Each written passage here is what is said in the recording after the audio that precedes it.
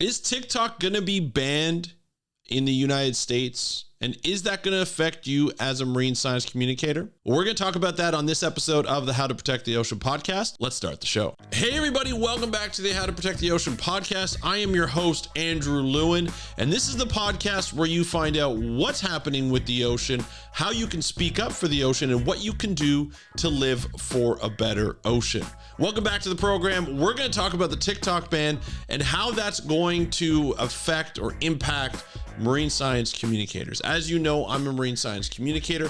I have a TikTok account. I use it every once in a while. I don't use it as much as I should. I've been starting to get back into it, but now I'm wondering, is it really worth it? Are we going to see, the app banned? Are we going to see the fact that we put all this effort in building audiences, some of us more than others, and all that's going to go by the wayside? It's really interesting. I live in Canada, so it's not going to be banned on my phones. Currently, our people who work for the government cannot have it on their government phones. It doesn't mean I don't think that they can't have it on their personal phones, but government phones are banned. In the US, I believe it is the same thing. But Congress doesn't think that TikTok is safe. They're worried that because of the parent company, I believe it's Byte something, is from China, lives in China. They're afraid that China has a way to manipulate the audiences in the United States, as well as access data on American citizens, as well as other citizens around the world. Now, 150 million Americans use TikTok on a monthly basis, and it's probably a daily basis. Let's be honest, the app is pretty addictive. But the potential of the virality of a lot of the posts that we put up on TikTok makes it really intriguing and really attractive for marine science communicators to put up campaigns and influencers talk about different projects. For instance, let's talk about the Willow Project.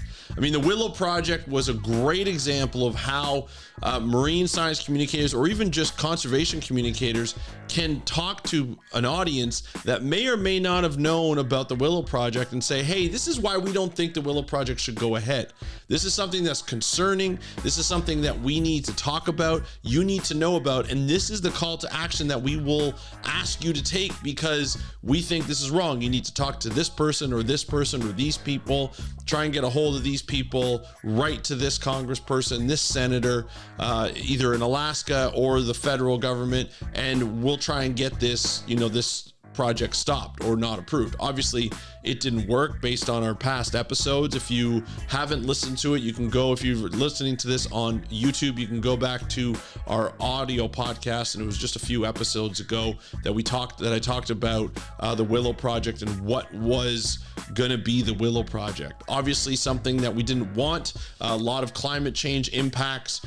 I believe it was 9.2 million metric tons of carbon dioxide emitted per year, over 280 million metric tons of carbon dioxide predicted to be emitted over the entire project, and a potential of expansion. So obviously not what we want. So to get the message out, you use an app like TikTok, as well as other apps. You can use Instagram, you can use Facebook, you can use YouTube, but TikTok has this ability for videos to go viral. And the video that was posted up by one user, which was an organization, basically got over 9 million views on that one particular video. It wasn't anything special. It wasn't a long video. I think it was under 30 seconds even. And it was able to reach 9 million people. People, if you look at the actual comments, who were commenting saying, hey, we need to do something about it. I already signed the petition. Sign the petition. You guys need to sign this petition. And everything was laid out. It was perfect. It's exactly what we need. And it's exactly what an app that would bring together something that could help anybody who's communicating science or conservation projects that need a call to action to be taken. I'm not sure if you've heard, but Gen Z is pretty good at taking action when they want to. And not only that, the app is getting more and more users every day. Let's be honest, us old folks are getting onto it. Soon my parents are going to get onto it. And so we're going to see more and more users on an app like TikTok to be able to, get that message out to more people.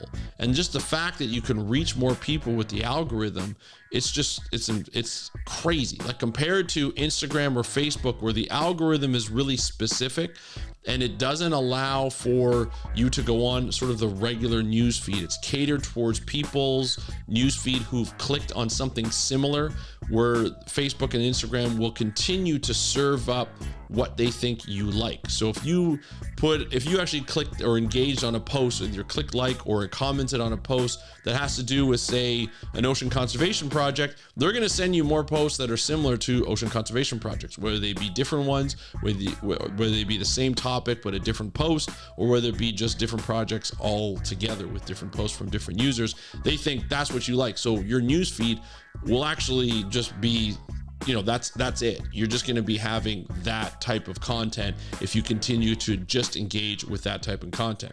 Try it out. Try, clicking on various content and see if you get the similar kinds, especially when you look at like the watch or the YouTube videos, or not YouTube, but Facebook videos. YouTube's the same way. Once you start, tapping or clicking on a YouTube video or type of video, if it's say a video podcast, you'll get more video podcasts that are similar.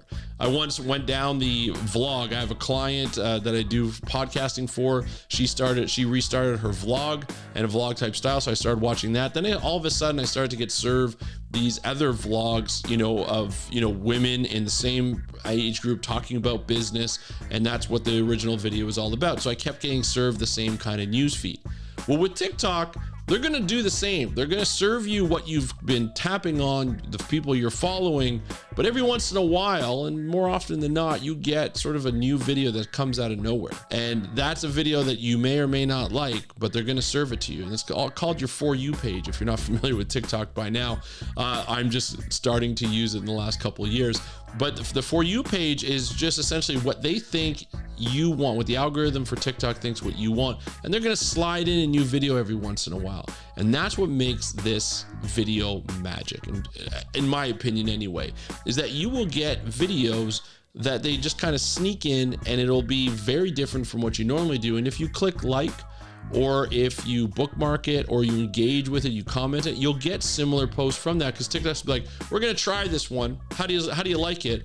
If you don't like it, no problem. If you like it, great. Sometimes you'll even see a survey pop up and you'll say, did you like this, or did you engage, or would you engage with something similar to this video that you just saw? So TikTok has a very interesting algorithm in that it's different than everybody else's, but it also gives you that power to see different audiences, reach different audiences, and that audience can watch your content and decide whether they want to like it or not, right? And I love that about the app. But let's be honest, folks, it could be banned.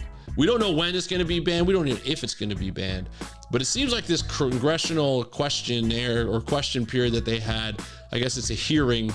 I don't know how these things work, but they brought the CEO of TikTok on board. I thought it was quite interesting. It was a bit of a farce, to be honest. A lot of the questions were very generic about any kind of social media app. You could have asked the same questions to Mark Zuckerberg of Meta about Facebook and Instagram. You could have talked to Google about YouTube, and you can talk to any platform that has any kind of social media.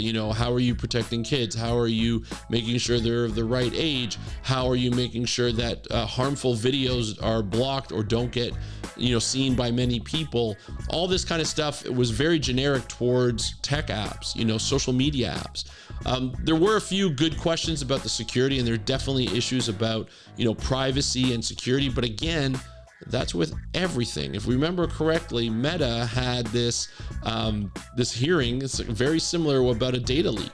And so they talked about how are you making sure that this data was private and made sure that nobody else has access to it. I don't want to get too political here because, that's where this is kind of headed, and it seems like it's a bit of a sham, although it did have a bunch of Democrats and Republicans that were doing these questionings. The thing is there was a bit of a conflict of interest in that many of the people who were questioning the CEO of TikTok had stock in Meta. I feel like there needs to be more transparency in that they should have said that right at the beginning, and the conflict of interest should have been there and just said, you're not allowed to question the CEO of TikTok if you only have stock in Meta. It just doesn't make sense to me. But that's the rules, I guess. They're allowed to get away with it, and they did. And I feel as though, from my point of view anyway, looking outside in, the Congress did not really have a leg to stand on, to be honest. Some of the questions were really good about privacy, but overall, a lot of the questions were just kind of out of left field, and I just didn't think that they were warranted to be banned for that particular app of TikTok, and compared to the rest, which do the same thing. So that's my opinion on it anyway. But if this app does get banned, there are a lot of creators who have gotten popular because of TikTok.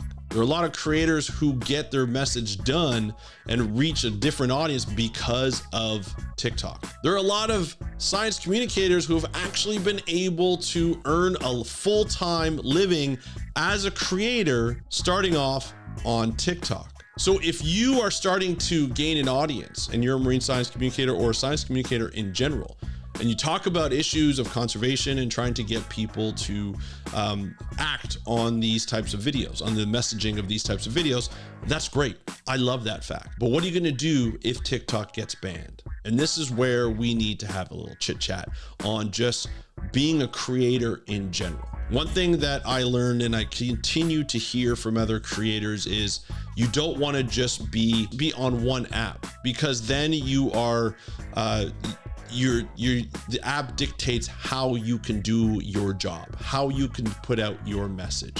If you're just on YouTube and all of a sudden YouTube shuts down your channel for whatever the reason, then you're done on YouTube.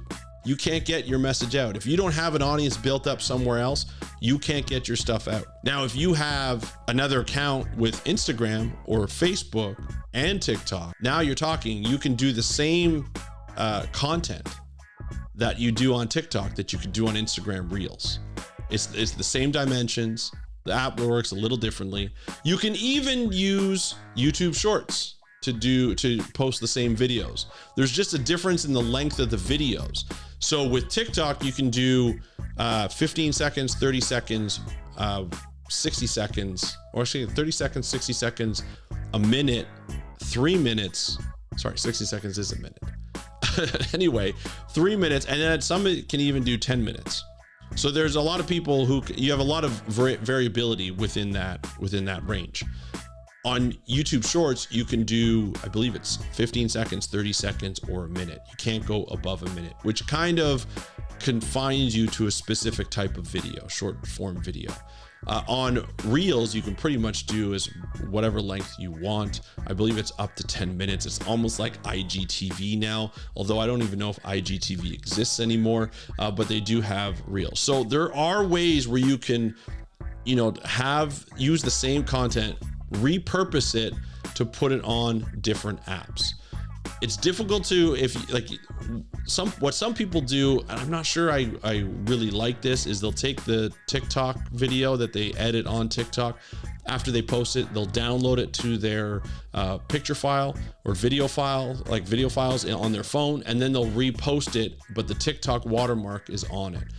Instagram doesn't really like that. I don't think YouTube will really like to see that TikTok kind of logo on there. So what I would do is to take the original video, don't necessarily just publish it in there, record it on your phone first, import it into the app, and then start to edit it in the app.